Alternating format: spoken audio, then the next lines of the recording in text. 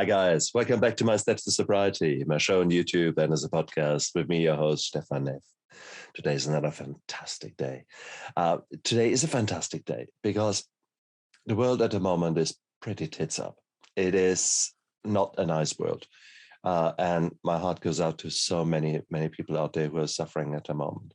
And I think what this world needs is more love, is more passion, more joy, those kind of things on an individual level. And if we then can, in all our own little bubbles, can actually exude that joy, exude that love towards the people around us, we become like force magnifiers. We become like those little moments of joy. They're literally walking into a room and you think, okay, maybe it's not so bad. Sometimes it's hard to get those feelings in your own self. So many of us don't have the self-worth and all that. But I have got a guest here, Danielle Bernock. Danielle is a woman who calls herself, quite rightly so, the woman on the internet who loves you. And it's maybe a bit corny, but I've met this girl and I've been on her show and I know it's actually true. She's an amazing woman. And I'm so excited that I've got her today on my show to actually hear about her journey and hear about what drives her to make this world a bit of a better place. So Danielle, welcome to my show. Thank you for having me. When you said that the world needs love, I wanted to just start singing that song. I know. And that's what we're all yearning for. We are yearning for being held, being told it's going to be all right. It is certainly, this is the most powerful, disarming thing that my wife can do to me. When I'm angry and in my self-defense mode because I'm in stress or distress, if she shows me love and say, "Hey, look, it's all gonna be all right. Just sit down and let me here's your dinner when I come home from work." That little gesture of love means so much. So absolutely. So, but I mean, we both preach to the converted. But how did your journey start? When did you realize that love is such an important feeling for you? And far more important it is, how did you come to a point where you wanted others to learn from you, to be able to live in a life that is different than maybe yours was in the past and theirs is now? Oh, my journey was a very long journey. I grew up feeling unloved by my family. I felt like I didn't belong in my family. I suffered many various kinds of childhood trauma, bullying and verbal abuse and public shaming, and in the neighborhood, at home, at school, at church, I mean, everywhere. I was just ravaged inside. And as a child, my parents, we went to church for a while. And I really liked that. But then suddenly they stopped going. And as a child, I didn't fully understand. I understand it all now. But back then I didn't know. And so I took the bus all by myself. I would go to church all by myself. And I did that. I'd walk to the corner and wait for the bus to come pick me up and be all excited and go, and went to their thing called Vacation Bible School. I did all that stuff until the trauma happened at the church, where I was publicly denied in front of the entire congregation being a member of the church, left sitting on the front row of the church, just utterly devastated. Why was that? May I ask? What happened there? I didn't know at the time. I found out later. It was because my parents had stopped going to church. So in their brilliant wisdom, they said if they made me a member, I would stop going, which was really kind of funny because it became a self-fulfilling prophecy, because they let me go through extra classes and stuff like that so that they finally would make me a member. And they did it at night when hardly anyone was there. It's just it's so appalling. But then that was the last time I was there. So they didn't show you actually much love there. No, It was it was religion. It was religion. And I came to find out later that there had been another pastor that they kicked out of the church. They voted him out because he was bringing the message of the Holy Spirit into the church, and they didn't like that. So they kicked him out and brought this other guy. And my mom said that my dad wouldn't go to church because the new pastor sounded like Mickey Mouse. okay. But anyway, I did that and I stopped going to church, and I lost my grandmother and I lost my dad and I lost my brother, all these deaths in my life. And then I had this horrific trauma regarding my name also. And all of that it emasculated me. And I had some weird drive inside of me that I don't know if it was from my brother or from Led Zeppelin. Hey. I had to go to California. You know that song by Led Zeppelin? I had to go. My eldest brother went out on a road trip out to California, and I had to go. I had nothing more than that. I just had to go. And I tried to go. I had a friend lined up to go, and she backed out. And then I had someone else lined to go, and they backed out. I put an ad in the paper to get someone to go with me. And then I meet them at a restaurant, and I ended up having to get an ambulance to take this person away because they were not right in their mind. Oh. And I got to the point that I'm going by myself. And God stepped in his mercy because I would have gone all by myself. That was a long time ago. There were no such thing as cell phones. There were pay phones. And to call home to check in, what we did is a person-to-person collect. And they would ask if, is a person there? And if they wanted to talk to me, they'd say yes. And they'd accept the charges. But I was going to college. And this girl walked into the room. In the bathroom, they had a whole lounge in the bathroom for smoking. And I was a smoker back then. I was sitting there. She walked in and she goes, does anyone know anyone who wants to go to California? And I'm like, oh my goodness. And she's like, I'm serious. I'm like, you got no idea how serious I am, girl. And we ended up going out to California. And up until that time, I was trying to prove God didn't exist because I was pretty pissed off at him. I felt like he killed my brother and he killed my dad and he killed my grandmother, is how I felt. And I'd been to church, so, I knew some stuff. So I had enough to get myself in trouble a lot. But by the time I was driving out to California, then I was smoking weed and I was doing mescaline. I was taking speed. I had eating disorders. I mean, I was messed up exponentially. But may I ask, what did the marijuana do? And what visions or what experience did you get with the mescaline or with the psychoactive substances?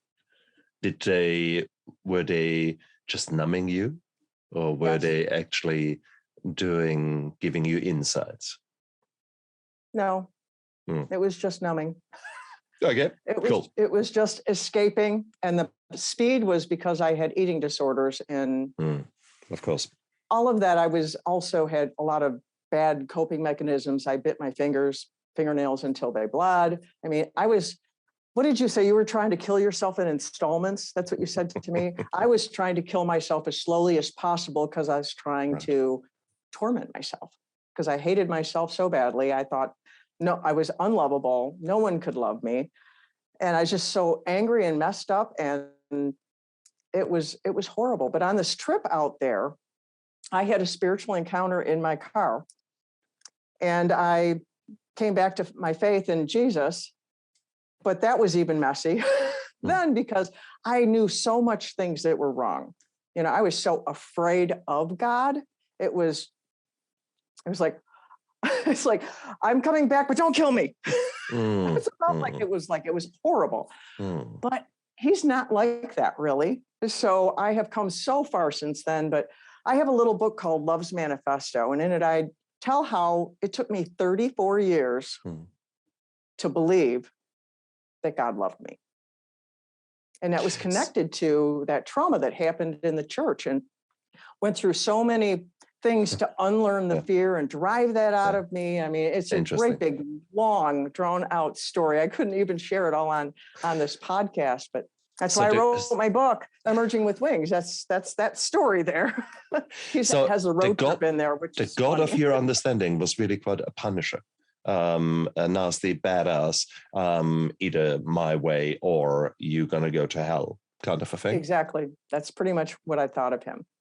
Hmm. And that is not how I know him now. It's a long thing. And my husband is part of the process also. Very supernatural how we were put together.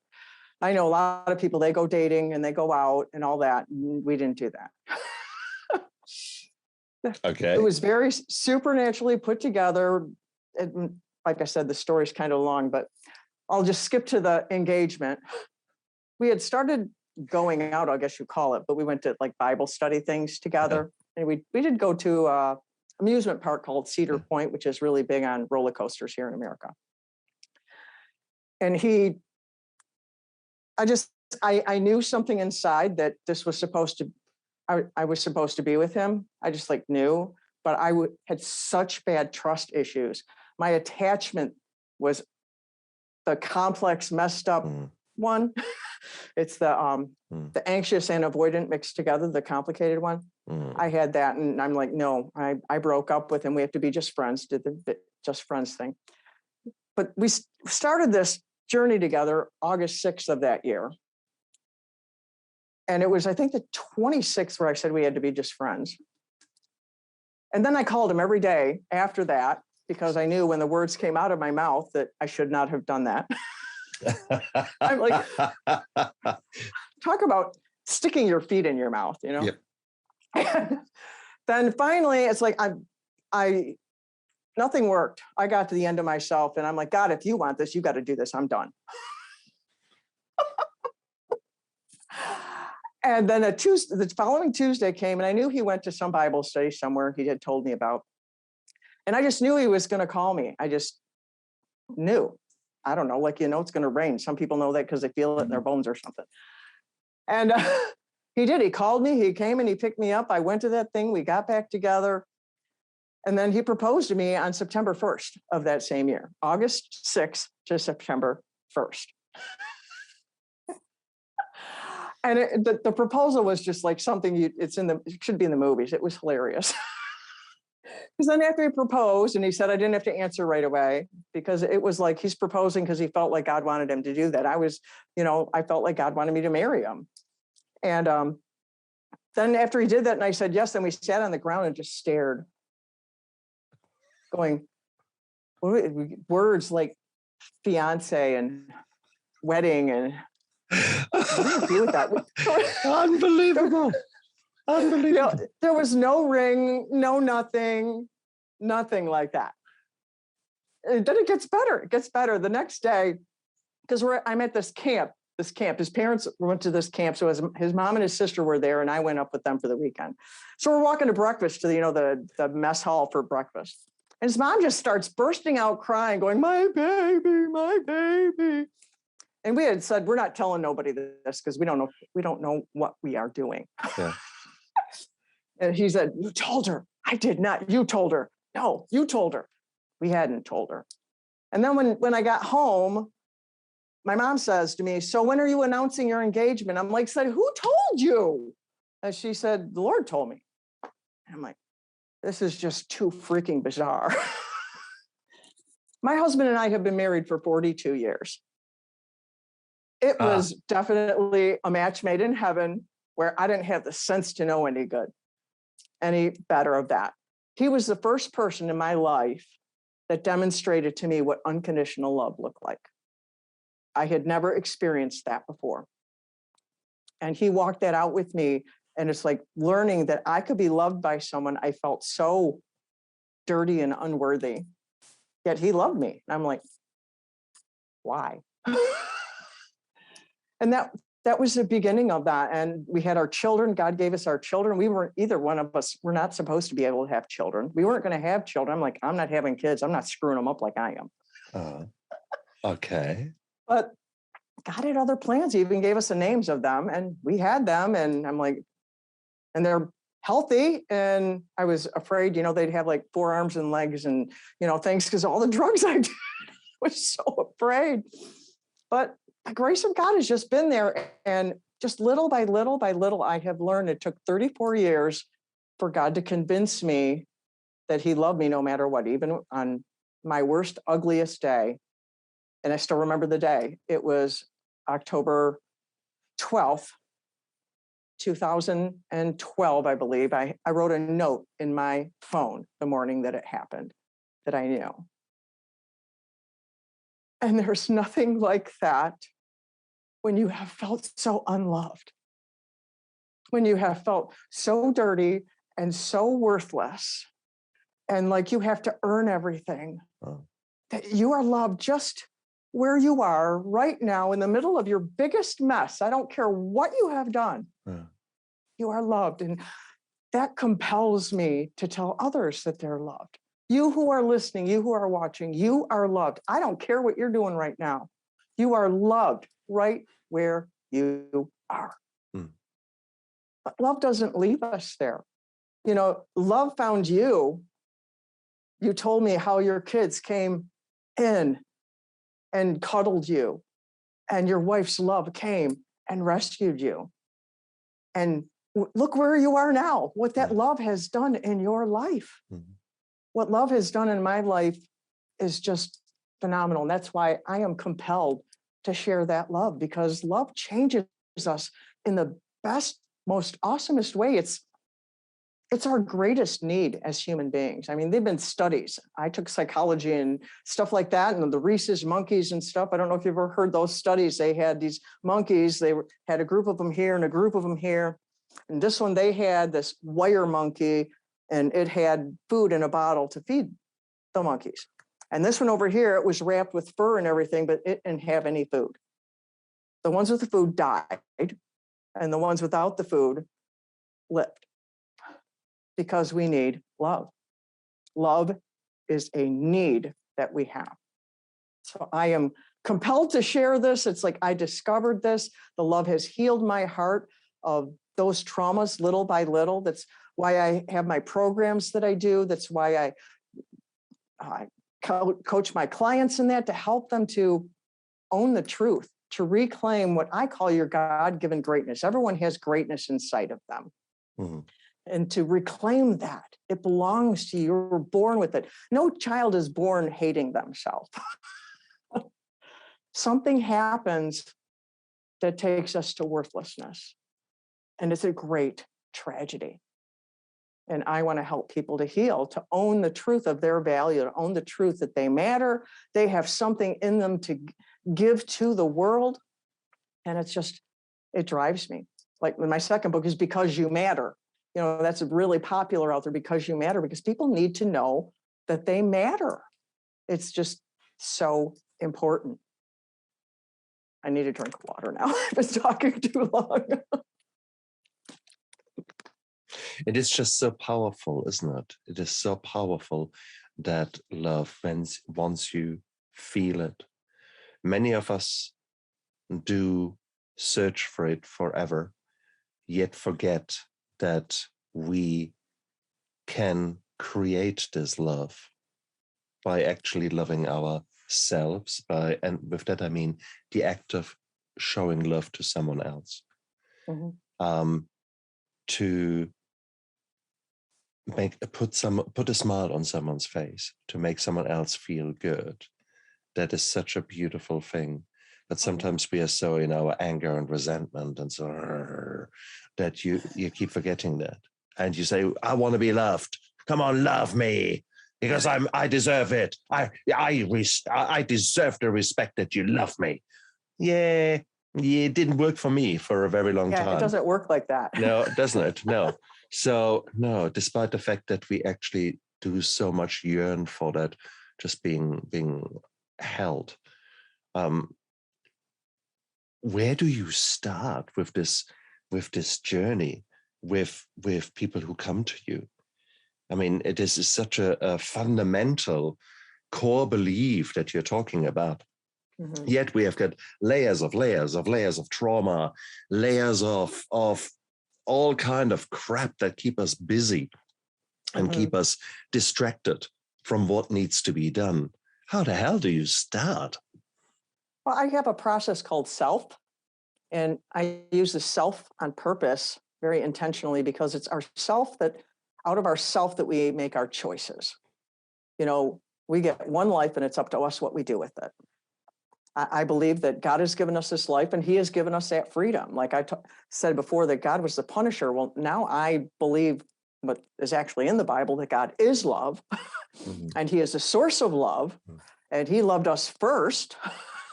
And that's why we love him, because he loved us first. And one of the messed up beliefs I had was that punisher wanted to eradicate the self. And so that's why I'm very bent on the self, because I feel the self is very important. That's who we are. That's the core of who you are. That's what trauma steals your sense of self. And my process self is 4 steps, but we go through it repetitively because, like you said, the layers. And it's see, expose, love, and free. You have to see where you are. You have to see what is happening in your life. You have to be aware of where you are at, what your problem is, what your behavior is, what your, just awareness. And then E is expose. That's why. Why are you there? Why are you doing that?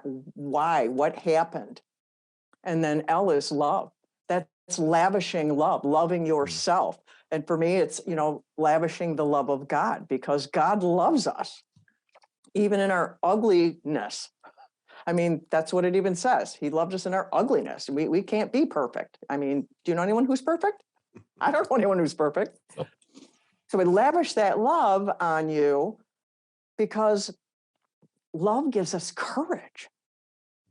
Because we need courage to do the F. F is free. That is the action plan to do something about where you're at. Right. And then maybe you do just one thing, because how deep is the hole you're in? You do just one thing and then you cycle back again. Well, see, where are you now? Why are you there? Lavish the love on yourself to give yourself the courage to take the action to get free, another step. So it's a repetitive action. I have it in my courses. I use it in my workshops and my speaking and my coaching, and it's extremely effective. I learned that is actually the process God took me through, but I didn't have any fancy way of putting it before. It's beautiful. It is beautiful, and it is. I love 2 things in what you have just said there. The first is that you have to stop and take an inventory to actually say, wow, where I am actually. And we sometimes just don't do that. We just keep going, looking and say, I need help, but just don't distract me right now because I'm busy. And it's just thinking, oh, come on, that doesn't work. But again, when we're in that rat race, the rat race is all important. That is it. Nothing else matters. It's a coping mechanism. It's a trauma response also. If I keep myself so busy, then I don't have to deal with that. You took the words out of my mouth, Danielle. Absolutely. And it is, and I was guilty as charged, because that was certainly how I became a good doctor, because I worked around the clock. And that is, you learn a lot and you do a lot and you get skilled. Well, that's a good side. But yeah, I did not deal with my core problems. I did not deal with things that had occurred in the past that were occurring to me then. And because I had not learned the lessons from the past, therefore I was bound to repeat them.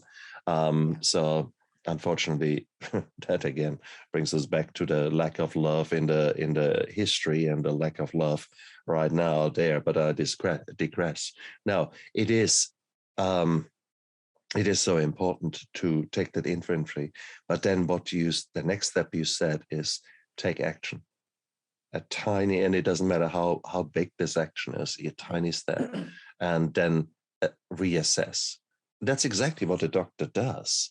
When I'm in theater and look after a patient or an emergency department, I'll take an inventory, see what is happening, and then I do one step. Let's say I might give some fluid so that the patient feels better, and then I reassess. Okay, where are we now? Oh no, actually that fluid was not enough. Or, okay, the fluid was nice for him, but now we need to do that and move on. It is a very stepwise process.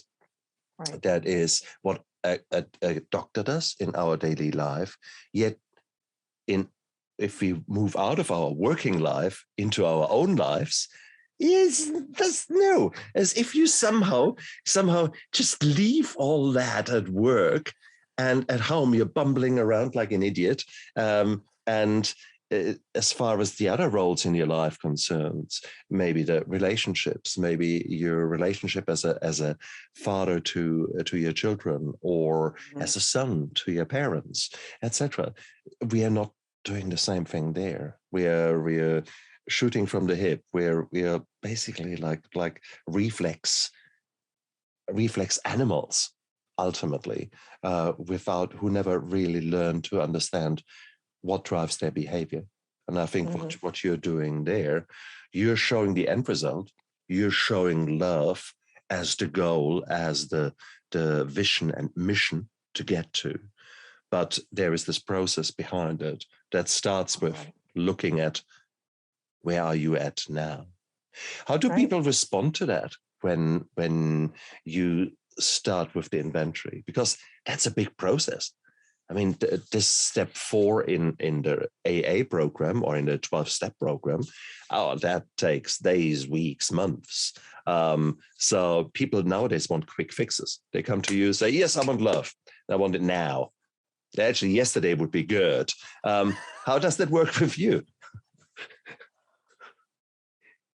Well, I let them bumble around with, where are you at and what are you wanting to accomplish? And, talking about where they're at. Why did you come to me in the first place? And what do you want to do this for? And, talk about, just discuss where they are at. Ask lots and lots of questions.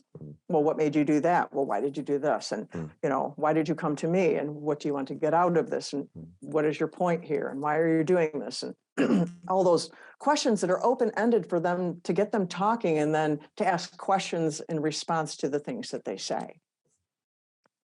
And that's so important, isn't it? Let them talk, because often enough we don't talk about our emotions. Therefore, I had so many experiences where I said something and like suddenly thought, what is coming out of my mouth there? What is coming out? So obviously something below my consciousness was talking, and suddenly I heard it, or I had someone ask me to write things down, maybe to journal, things like that.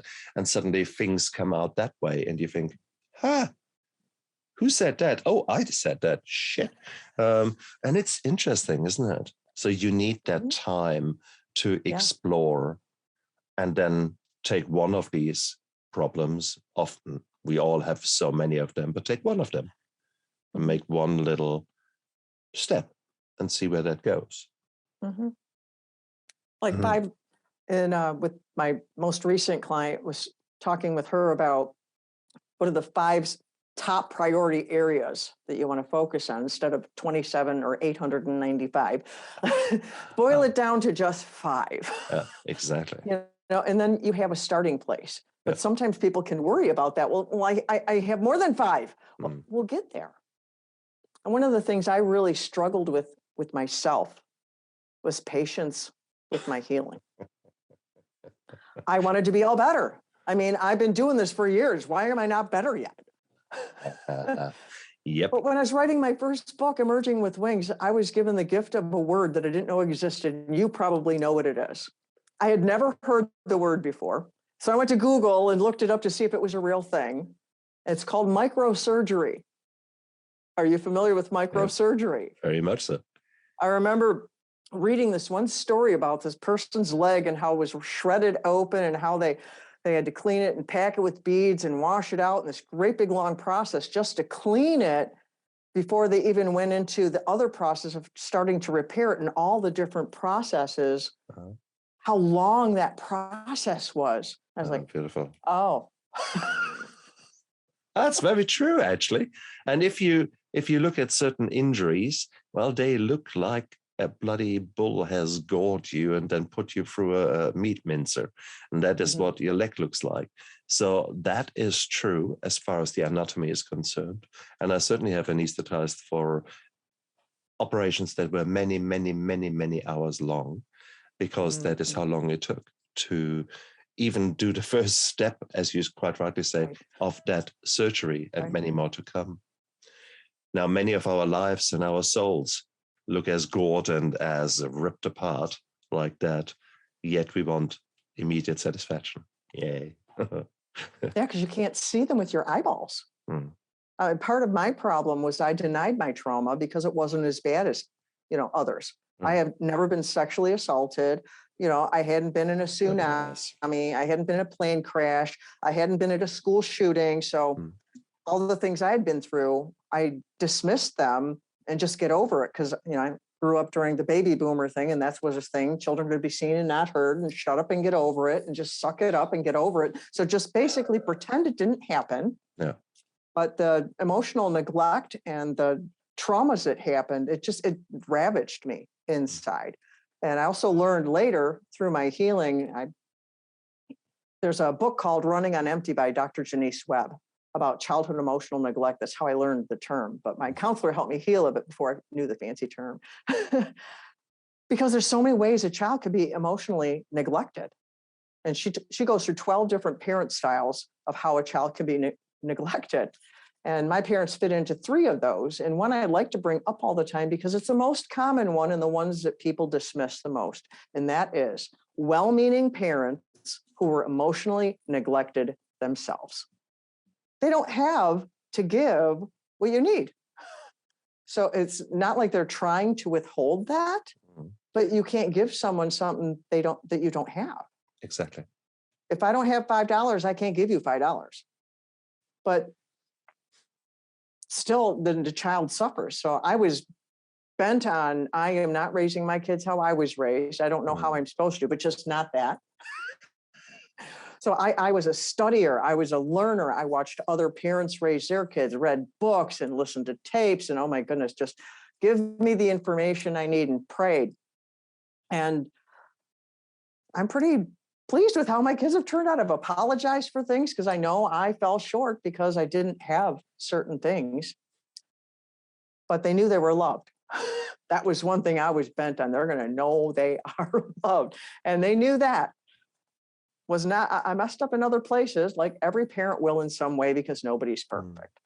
But that I bring that up because people dismiss that because they don't want to address that kind of emotional neglect because they feel like they're throwing their parents under the bus. But I made a mathematical equation in my first book. No malice does not equal no harm. Beautiful. If I hit you in the head with a baseball, but I didn't mean to, that doesn't mean you weren't hurt.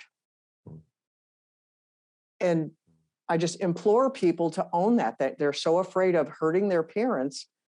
And if their parents are uncooperative, it could cause trouble. I get that. But sometimes a parent will come along with you. I started reconnecting with my mom as an adult. She reached out to me and we started reconnecting, and she started dealing with some things.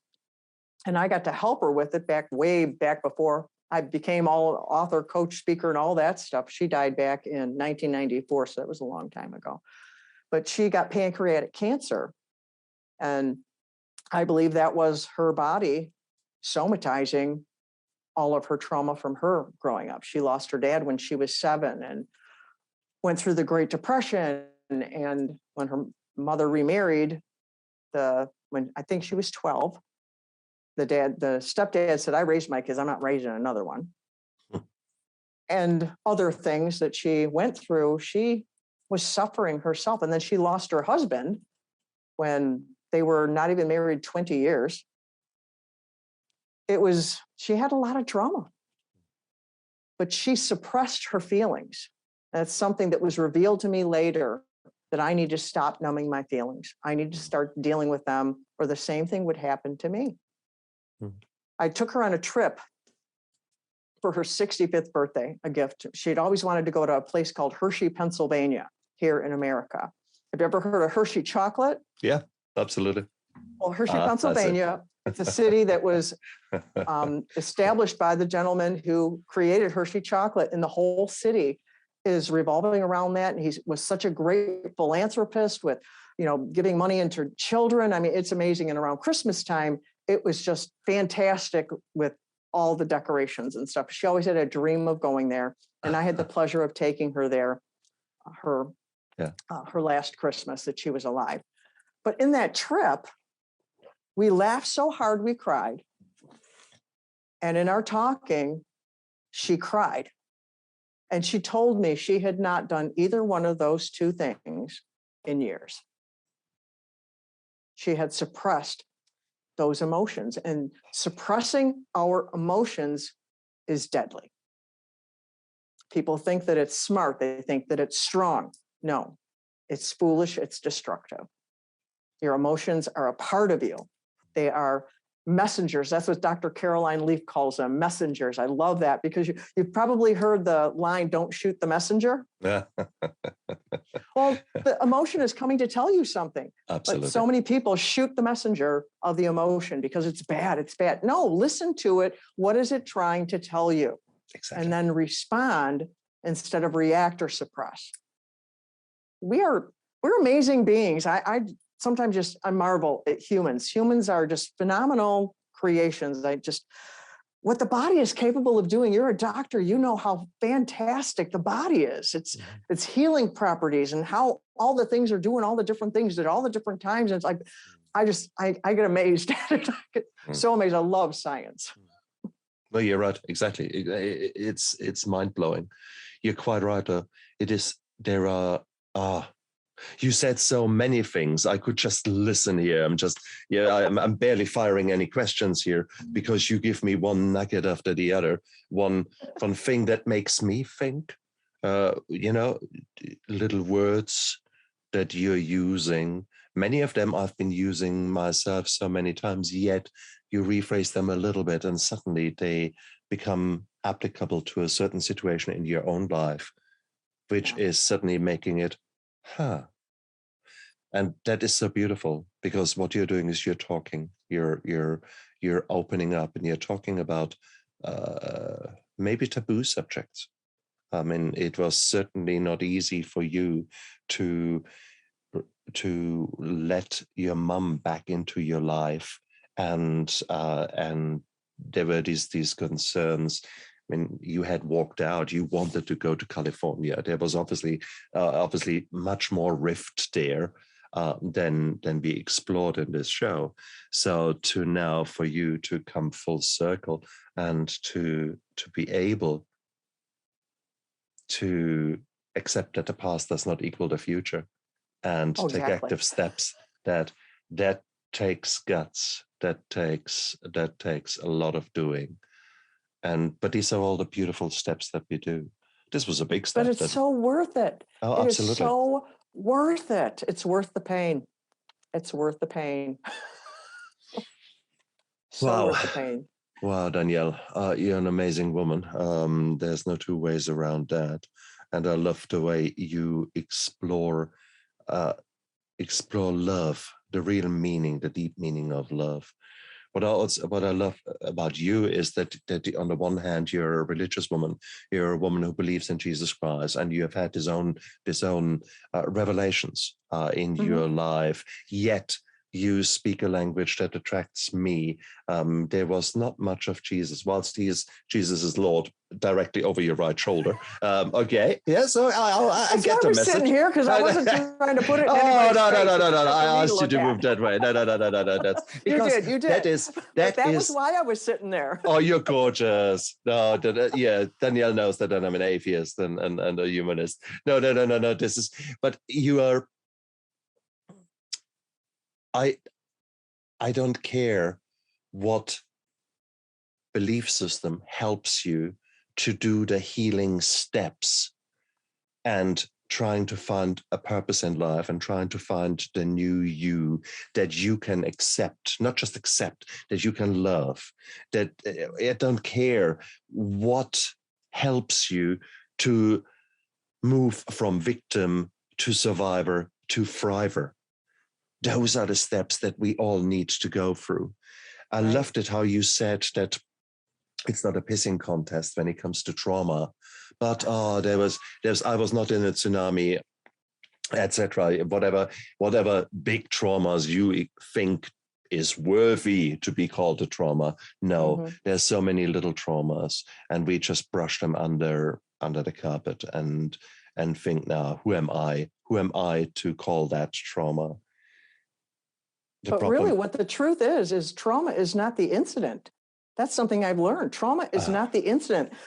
The world as at large thinks that trauma is the incident. I've heard it recently called it a trauma exposure. Yeah. It's a situation that could cause trauma. Yeah. Two people can go through the exact same thing and one be horribly traumatized and another one walk away scot-free without any negative feelings at all. Absolutely. Trauma is the wound in the brain. Trauma is the wound in the soul. Trauma is the wound that is left behind because a person was incapable of processing what was happening to them. Correct. Trauma is involuntary. Yeah. You don't say, I'm going to get traumatized or I'm going to not get traumatized. It's something that happens. Yeah. And that's why people run away from it, because they think it's their fault. They pick up the blame. There's so much shame attached to trauma. Yeah. There is no shame. There's no place for shame in my life in any way for anyone at any time. I think shame is evil and I want no part of it. And blame has a place. It has a place for a moment, as a place to identify the source of the cause. And then you turn your attention to the healing. You don't focus on the blame, because I like to illustrate with, okay, I'm standing on the top of a building with someone. They push me off. I fall down and I break my arm. Okay, they pushed me off, so they are to blame. But I'm laying down on the ground with a broken arm. Do I focus on them or do I focus on my broken arm? You need to focus on the healing. You know, the blame, if you stay in blame, you will get stuck and never heal. But you don't say it didn't happen. You don't say they didn't do that. Correct. You know, sometimes you might need to prosecute. And sometimes you need to just identify, oh, it was that situation, it was that person, and then you're done. You know, but it's an identifying point. That's all it is an identifying point. And you have to identify that. You have to expose the source and then love the healing into you so you can walk free. So true. Danielle, you're an amazing woman. Please show us again the book that you have got there, the books, shall I say, but show us what you've got, because these are Because You Matter and Emerging with Wings, because you've put all your soul into these books, and therefore they are a beautiful, beautiful resource for anyone out there who wants to get to know about Danielle's work more. And equally, at the same token, maybe take the first step in getting to know you even better by maybe getting a hold of you directly. So tell us a bit about where can people find you when... Before that, I want to mention in here, this is written in small little parts, and it has a story of 10 other people in it. It has 10 other stories in it of 10 other people, men and women, black and white, old and young, Christian and not, in here, and their trauma stories and how they took ownership of their life and how they're thriving in life. And one, his best friend was murdered in a carjacking. One person, they lost everything in a house fire, because there's all different kinds of trauma. And so that one is written as a self-help, and it's in small little pieces, because I love this quote. I quote my girlfriend when she said it. I wrote it down and asked her if I could quote her. Broken hearts cannot swallow big paragraphs. So that's in small little pieces. So you could put that in your bathroom and read it when you go in there, little bits at a time, because it will, those little small little paragraphs to help. That's So beautiful. now to answer your question, how people can get a hold of me at my website, DanielleBernock.com. It's BERNOCK. And you can find everything there. I have a podcast, I have courses, I have books, I do workshops, I do speaking. I want to do whatever I can to help anyone to go from survive to thrive. My tagline is love yourself from survive to thrive, because you have to love yourself. You won't do anything to help yourself unless you love yourself. One of my favorite quotes is by Burnett. Only I can change my life. No one can do it for me. So true. But sometimes you need the helping hand to yeah. help you to do the inventory. You can't do it all yourself. On the contrary, you shouldn't do it all yourself. Right. Because you want to be the dumbest part of the team that is around you.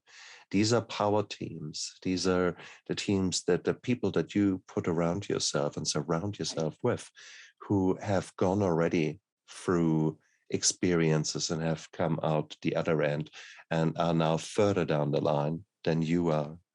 And that's really, really powerful. So if you find such people, and my educated guess is Danielle is among those, maybe it is time for you to jump over your own shadow and say, well, actually, I'm sick and tired of being sick and tired, and just make that phone call, make that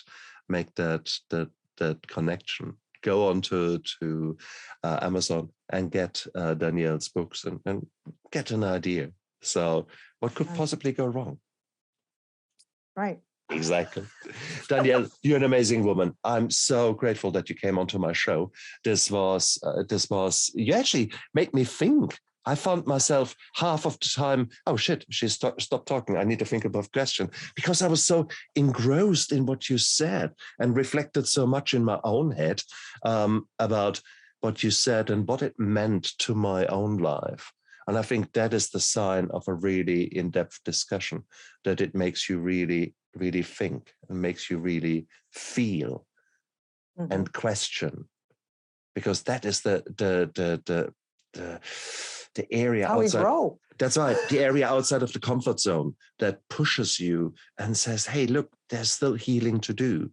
You woke up this morning, you didn't know it, but right now I'm showing you. Here's the mirror in front of your face. And you think, didn't see that coming. Okay, but here you are. Okay, guess what I'm doing this weekend. But it is wonderful. And I wouldn't have it any other way. And I think that's also for you guys out there, that's how healing happens. It comes sometimes in the funniest ways, the realizations. Just be open to them. Don't numb yourself immediately when you get this kind of, oh, okay, what's going on? Actually, see, I've got goosebumps just realizing what actually had occurred the last hour. So and there you go. That's okay.